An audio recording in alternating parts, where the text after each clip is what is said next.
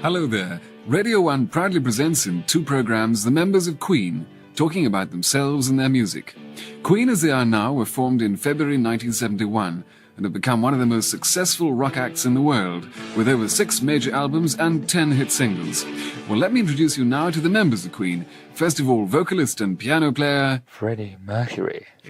On guitar and arranging and writing, Brian May, I'm here.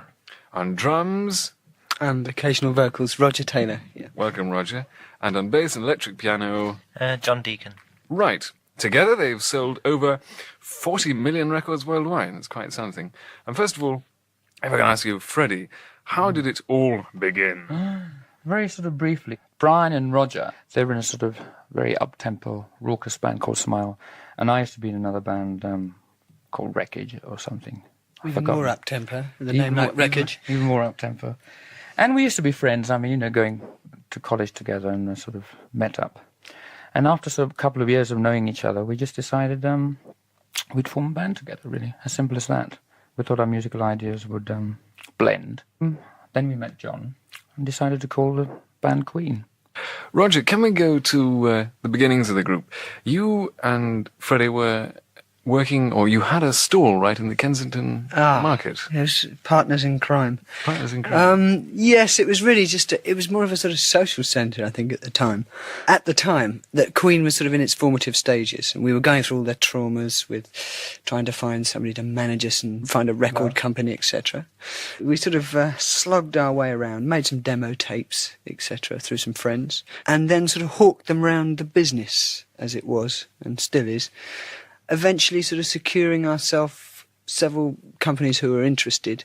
We then did a gig, I think it was at King's College, somewhere down in South London, and got a load of record companies along, and then we started to sort of try and wheel and deal a bit our way into a sort of good recording situation. How long did it take you from the time that you'd made the demo to the time that you actually got a recording contract? It felt like about 80 years, I think. It was a long time. It was about 2 years. Yeah, it was about 18 months, 2 years, yeah. There was a Brian, great deal of feeling of frustration at the time. The first album was really old songs by the time it came out, as far as we were concerned. And it put us in a strange position because there were we were sort of one of the groups who came along with a show and a sort of an idea of a complete production as a stage show and everything. Whereas by the time the record came out, and particularly by the time it got played by anyone and all this, I mean, it takes so long to get things going, it was all sounding like old news, you know, so people were inclined to tag us as the tail end of glitter rock or something.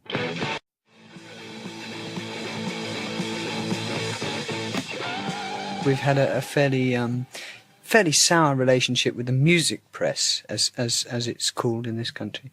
You don't like the music press, I understand. No, to be perfectly honest, no. But from the very sort of beginning, I think, as far as the musical press are concerned, I mean, even now, they like to sort of put sort of up-and-coming bands into a sort of particular bag for what they think.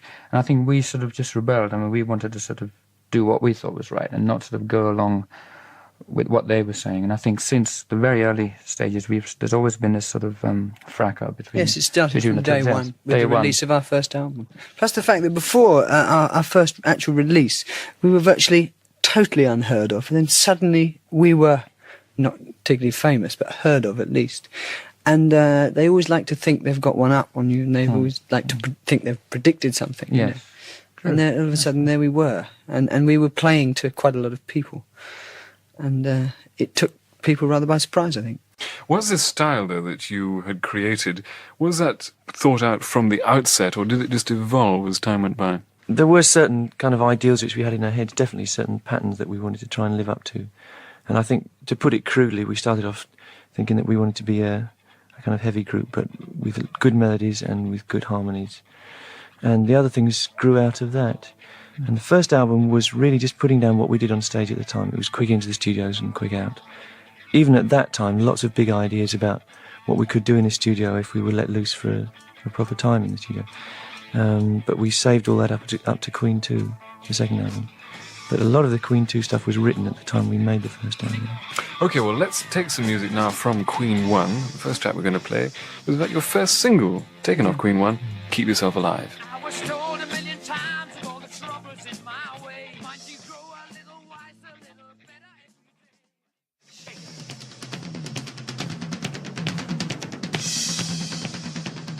Keep Yourself Alive, your first single. Brian, were you disappointed that this didn't do better? Oh yes. It takes me back very vividly to the time, actually, because this is just the time when we started. We did a few gigs on our own, sort of small gigs, and then went on the support tour with Mott the Hoople, and went around the whole country getting really good reactions and thinking, yeah, we're really getting somewhere. And yet all the time we were watching the single and the album and nothing appeared anywhere in the charts, And it just seemed like an impossible wall. We thought, how is it done? We couldn't get the single played on the radio at all, hardly. Well, there's a couple of people that played it, but it didn't get any sort of power play. But there's no doubt that the beginning is the worst. You have no track record, you have no reputation. John, can I come to you now? We haven't heard you from you, I'm sorry. You got a degree in electronics. Did this mean that the group all came to you and asked you questions when they had complicated bits of machinery to look at? Not particularly. I used to help a little out in the early days. When we, basically when we started out, there was just the four of us and one guy, our roadie John Harris, who's been with us right from the beginning. And between me and him, we used to do a lot in the early days. But now we have quite a larger crew of about 20 who look after it all for us.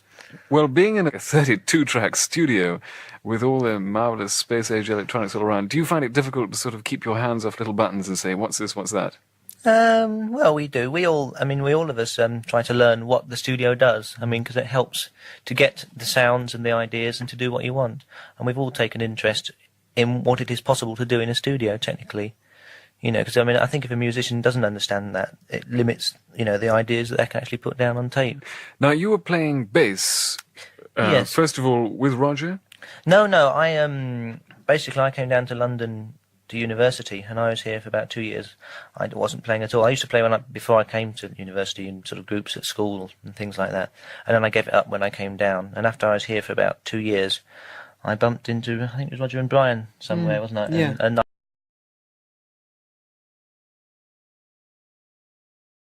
and I heard they were looking for a bass player.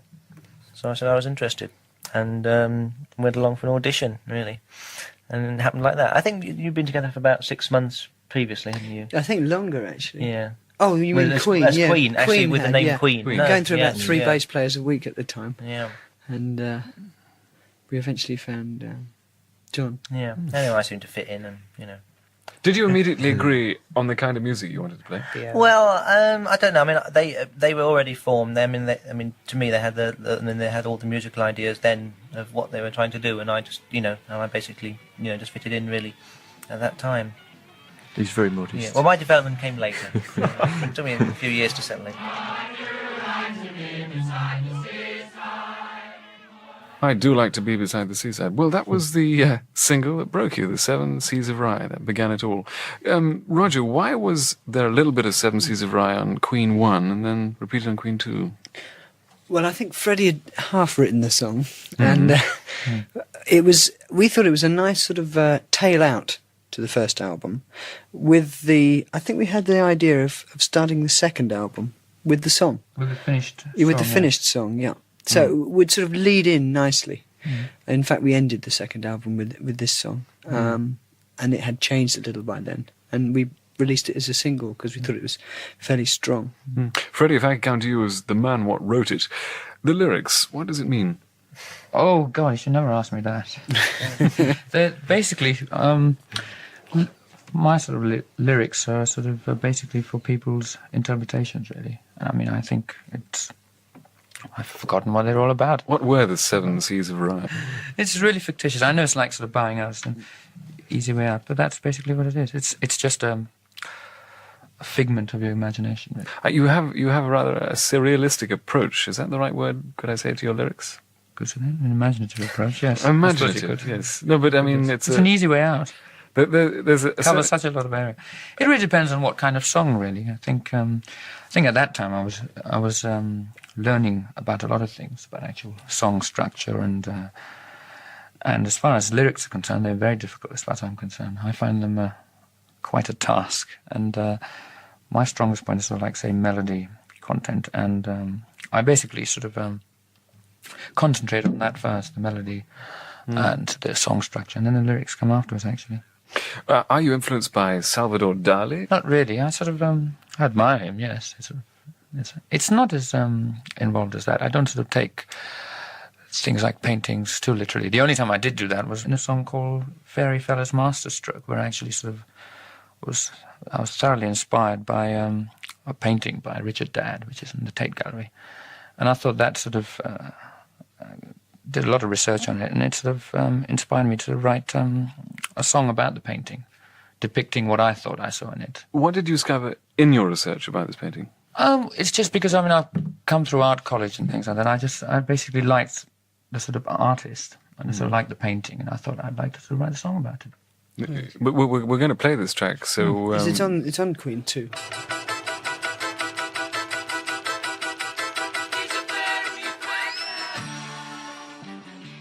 It's one of our first major experiments in stereo, I think. How do you sort out which songs are going to go onto an album? Because you all write, don't you? Yeah. Yes. We row. Yeah. Argue. Yeah. We do write individually, so I mean, like, so we go our separate ways for whenever the tour's over or whatever.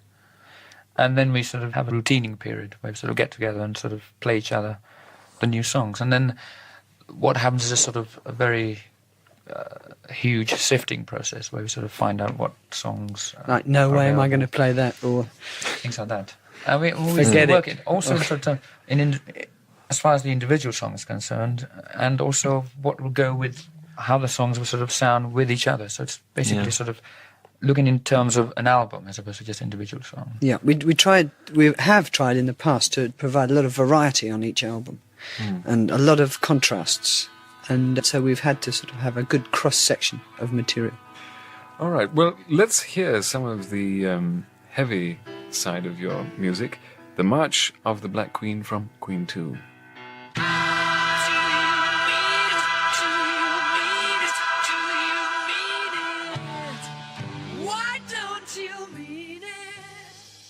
I thought it was a good idea to play that because Queen 2 is an album which in some ways is the root of all that happened thereafter, I think. And I don't, if people haven't heard that before, I think you could hear that and think that that was something off the new album, really.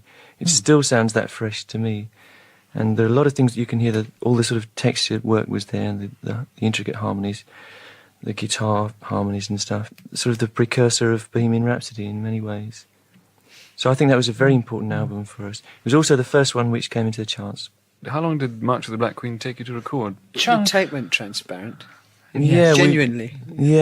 Those were the days of 16-track studios, and I think, wasn't it? Yes, it was 16-track. You have now 24 and 32-track. But I mean, as we did so many overdubs, I mean, on 16-track, it was like we just kept piling it on, and it was like, that's what Roger means when the tape went transparent, because it just couldn't take anymore. I think it snapped in about 2 places. It'd gone over the head so many times, and overdubbing, the oxide had worn off. It was a big step for us at the time, certainly, because no one was really doing that kind of thing in those days. In fact, when this album came out, we were doing our own first headlining tour after supporting Mott the Hoople and gaining an enormous amount of live experience and a large following, really, for a relatively new band. Well, then, Roger, you went on to support Mott the Hoople in the States, right? Yeah, it seemed a logical step because it had worked so well, and we got on with them very well personally as well, which doesn't always happen on tours, you know. It's always good if the bands that are touring together do get on well. And so we really took the logical step and went to America with them as well. And we did learn quite a lot of them. They were a really good live band. Excellent live band, yeah. We had a very good American tour up to the point when Brian got hepatitis and collapsed, and we had to come home. At which point things looked very black. Well, then you did an extraordinary thing. Having supported once in England and having supported once in the States, you then went to headline straight away in England, and then you went to headline straight away in the States. It was quite rare then, yeah, because we did go to sort of playing the Rainbow by ourselves in one sort of step. We did take a lot of risks, actually. I think most of them paid off. Bring back that Leroy Brown. Bring back, gotta bring that Leroy Brown. Bring that big bad Leroy back. Want it back.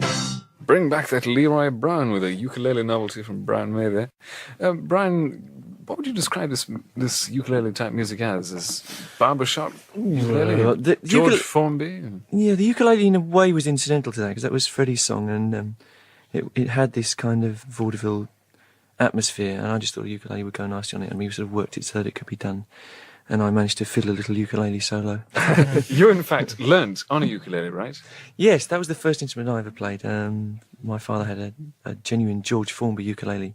George Formby was really the originator of that kind of style of playing, which is rhythmic and slightly melodic at the same time because he plays across the top and bottom strings to make little melodies. And I'm really a pretty poor imitator of that style, but I got interested in it. Makes you sick, doesn't Oh, it? sorry. Modesty. And I believe your father also was that's instrumental true. in making your first guitar? Yes, my father and I made the guitar together, which is still the one I use all the time. And what was it made out of?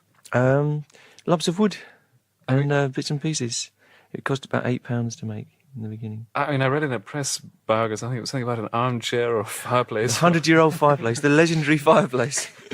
Yes, The it things did. that are Yes, coming out of that's that the thing. fireplace. Quite The staggering. neck was made out of an old fireplace. Yes. My goodness, he must have been quite a craftsman. Well, we just worked at it for a couple of years because I was at school and it was evenings and weekends and things. I see. And that's still the one you play now? Yes. Oh, terrific. Well, it must be worth a fortune in years to come. So. I don't know really. It's really not worth very much to anyone except me because everyone finds it difficult to play. Can we come now to your producer, Roy Thomas Baker? Roy half produced the first album, and then he went on to become our full producer.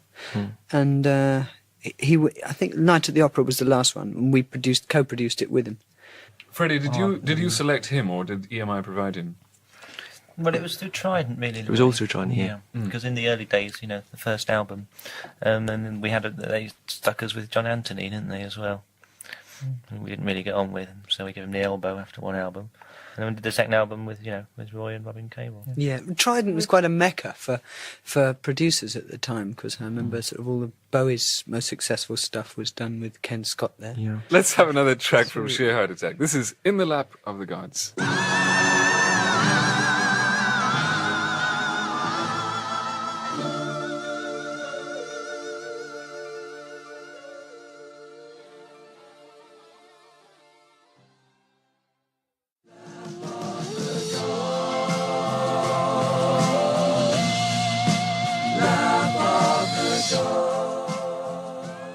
In the Lap of the Gods. The Beach Boys meet Wagner. Or something like that, anyway.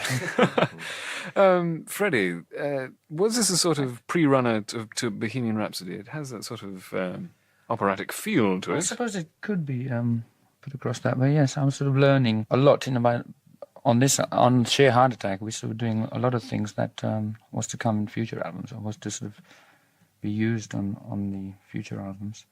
And songs like that, yes, I suppose working out the kind of harmonies and things and the song structure did help a lot in, say, something like Bohemian Rhapsody. It's true.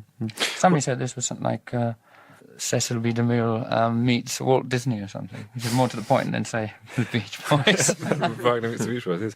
Well, now, talking about Cecil B. DeMille, can we come to your colossal stage productions with Oh, yes, and that's crowns colossal. appearing everywhere, thunder flashes all over the stage, and you leaping about, bringing ballet to the masses, I believe a quote was. Oh, I mean, if you're referring to sort of a certain article about all that, that's meant to be taken tongue-in-cheek. But, I mean, it's just that at this point in time, that's something that sort of interests me. And I'm just trying to incorporate it in the stage act. Nothing more, really. And it's basically to enhance the music we play. I mean, if it wasn't working, then I wouldn't do it. And it's also a phase that I'm going through. And I like the Nijinsky costume. The people who come to the show seem to really enjoy them, because you must aim for maximum effect, which we do. I mean, both orally and visually. However, some sort of people don't seem to like this, the so-called purists or whatever, and they think it's techno flash rock or something I've heard it called. But basically, we're just trying to put over the music and the visual aspect as effectively as we can to as many people as we can. Do you carry your own lighting crew all over the world? Yes. So it's the same one that was at Earl's Court that was in the States, right? Yes. Yes, it has to be, because the coordination required is quite unbelievable. And the same for the sound setup. The way we started off, we always had these big ideas and we always thought that it should be a visual and a sound experience. It should be a complete thing that you can wallow in, you know. I think it comes from when we were kids. If we went to see a rock band, we wanted to be knocked out, we wanted to be blown away. Yeah. You know, and Stunned. yeah, it's for that kind of thing. We think it should be a real event every time we play.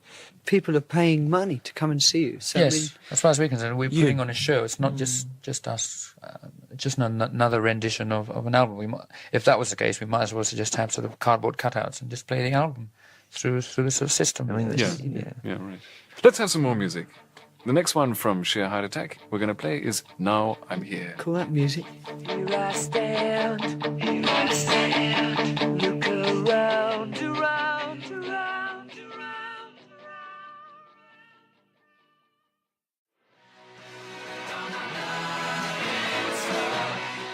Now I'm Here, which went to number 11 in February 75. Do you find that the single helps you generate sale of an album? Definitely.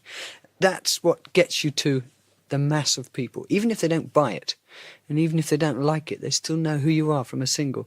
Whereas I think you could have a number one album for 6 months and people still wouldn't know who you were. But we never record any record as a single. It's always just a track off an album that we think might make a good single after we've recorded it. Oh, I see. So you don't go into the studio, this is going to be the one? No, never. We never have. Do you take advice from other people as to what No. could be a good single? Never. No, Next. it never works. Nobody wanted Bohemian Rhapsody to sing, really. Really? Around us, everyone says no one would play it because it was too long and all that stuff. Nobody except us wanted it. But this is not to say that we're always right, because we're not. Well, we're not always right. We've been Choice wrong. of a single is once. a very difficult thing. I mean, there's no surefire hit, you know. It's just, there's no such thing. And with, say, something like Bohemian Rhapsody, it was a big risk and it worked. Yeah, Because I think with a song like that, it was either going to be a huge success or a terrific flop. Hmm. And, you know, it was... But it's been we no were bed lucky. of roses. no pleasure cruise. No. Well, we're talking about Bohemian Rhapsody, so let's play Bohemian Rhapsody now. Is this the real life? Is this just fantasy? Caught in a landslide, no escape from reality. This was, for me, so amazing because it was such a departure from anything else that was in the charts in 75. In November, it got to number 1 and stayed there for 9 weeks, I think, didn't it? Amazing. Something like that, yeah. Terrific amount of time. Anyway, yonks and yonks, and it was fabulous.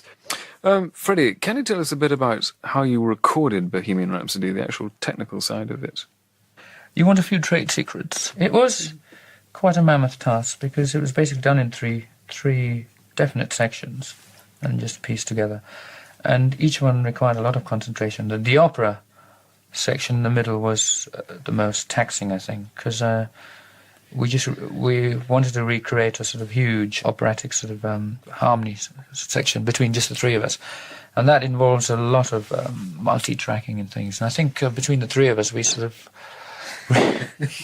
we recreated a sort of 160 to 200 piece Something like choir that, yeah. effect between just the three of us, as Brian, Roger, and myself. There's a tremendous range just of singing it. harmonies, and Yes. it involves doing it again and again and again and again to make it sound bigger and bigger and bigger. Can you think how many times to get that number of people?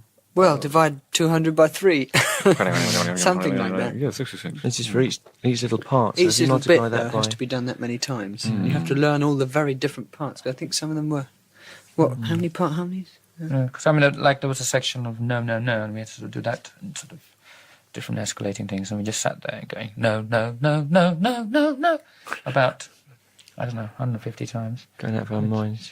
Does one of you every now and again get say, no more, that's it? Oh yes, All the Yeah, time. yeah. all the time. But then the others sort of egg him on and say, well, it's only one more or It depends something. on who's.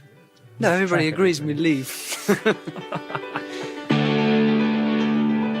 Radio 1 presents the second part of Queen.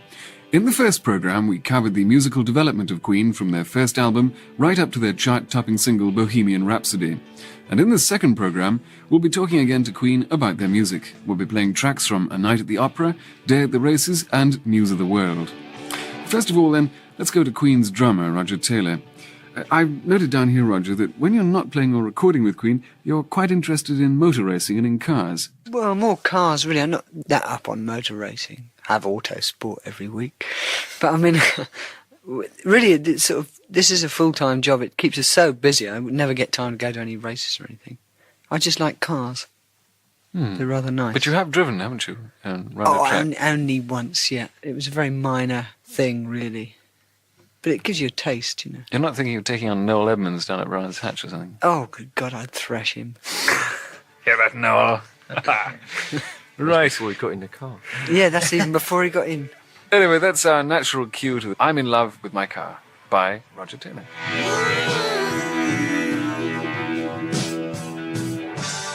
The machine of a dream. Such a clean machine.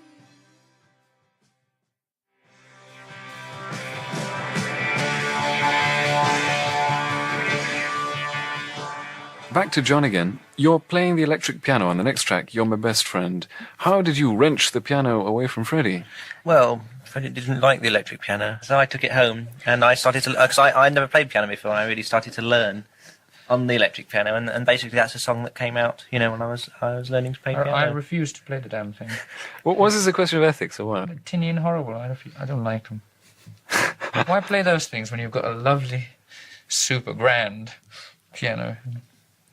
No, I think it's basically what he's trying to say is that there was a desired effect really in that. It was written on that instrument, and it really sounds best on that, you know, often on the instrument that you wrote a song on. Well, it got to number 7 in July 76, You're My Best Friend. Ooh, you make me live. Whatever this world can give to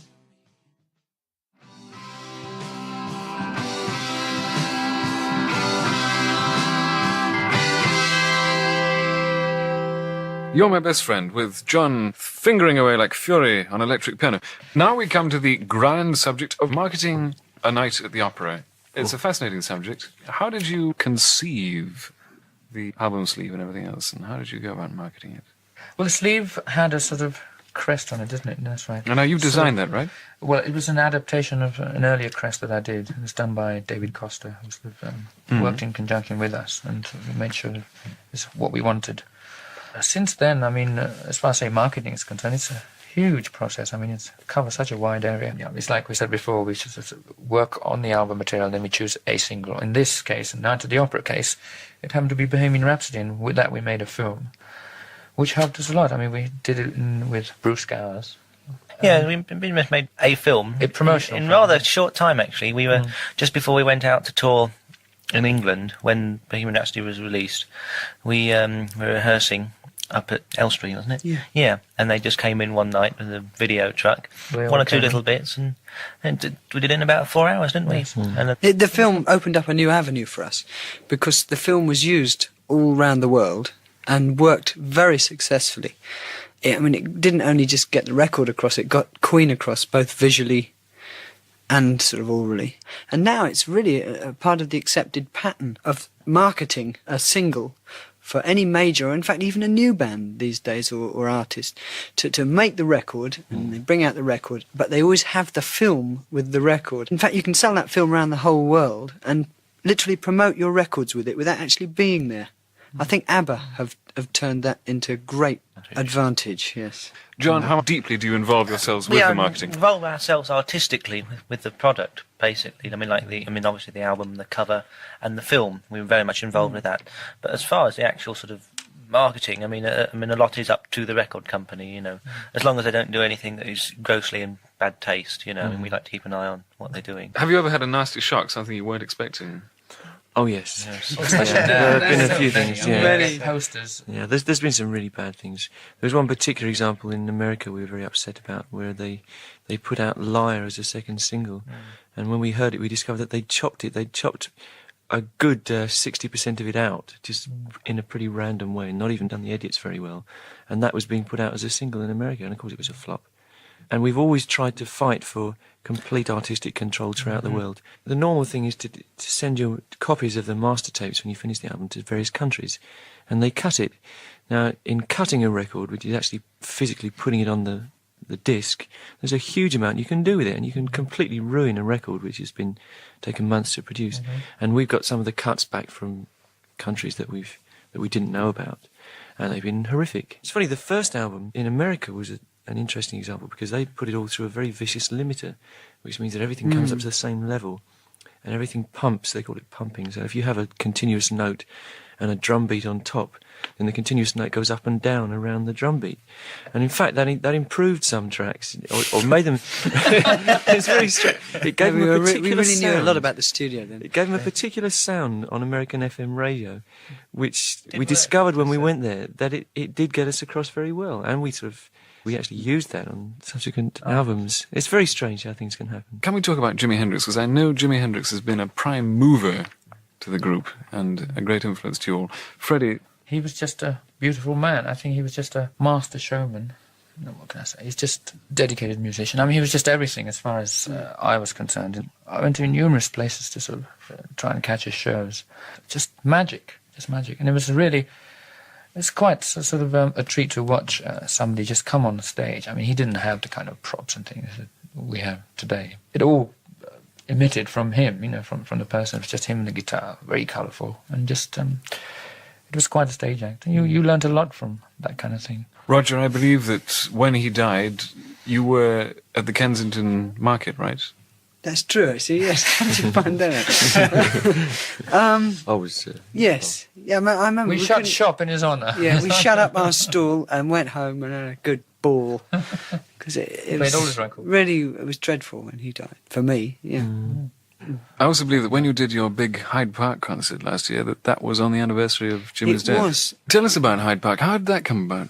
It was an idea we had where we were touring in Japan. We thought it would be nice to do something different in England rather than do the same old, tour, etc., the same old places. And we thought we'd like to do a free concert. And the best possible venue that occurred to us was Hyde Park, because it was more central than any other.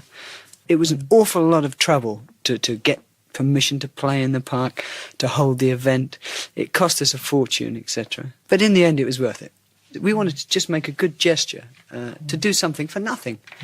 A lot of people still don't seem to realise that. I mean, there was no percentage from any angle in it, really. Well, let's have some more music. This time from A Day at the Races and Somebody to Love, which got to the top 10 in December 76.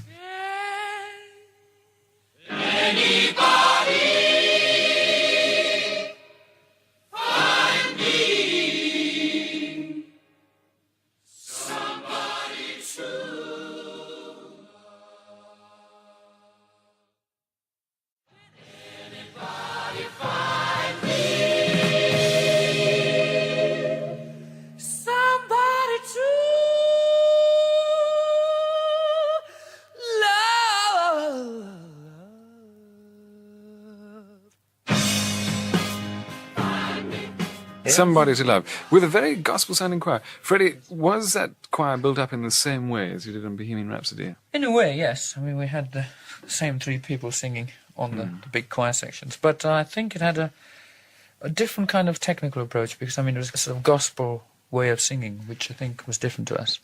And this is me sort of going on about Aretha Franklin, and sort of made him go a bit mad. I just wanted to write something in that kind of thing. I was sort of incensed by the sort of gospel approach that she had on her albums, and the earlier albums. Although it might sound the sort of same kind of approach on, say, the harmonies, it is very different in the studio, because it's sort of like a different kind of, how should I put it, a different range. Can we come now to the territories in which you're very enormous? I understand you're huge in Japan. Can we hear It's about... as if you swell up as soon as you arrive there. So that's sake, yes. Well, tell us about Japan. Why Japan? I know Freddie sings in Japanese, right? Not all the songs. Only Only on one song, yeah. I mean, that was more of a That was tribute, after, I think. That was a long time after. Really. You know, Japan really caught on to us fairly early on, Queen didn't 2, they? I think, was the big Yeah, one they picked up yeah. on, really, wasn't it? And we knew that there was a sort of demand for us there, and so we sort of tagged it on to the end of an American tour. We had a holiday in Hawaii, and then it was sort of logical. So we went there.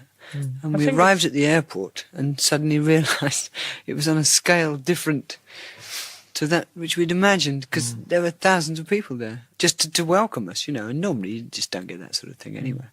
We've had 2 really amazing tours in Japan since then. They sort of seem to take us to their hearts. and I think we've had some influences from them, especially Brian. I think. Which brings me to the next one. I mean, how do you get on when you're not on stage? Do you all mix together, or do you all go off your separate ways? I don't know. It's hard to, a bit of both, really.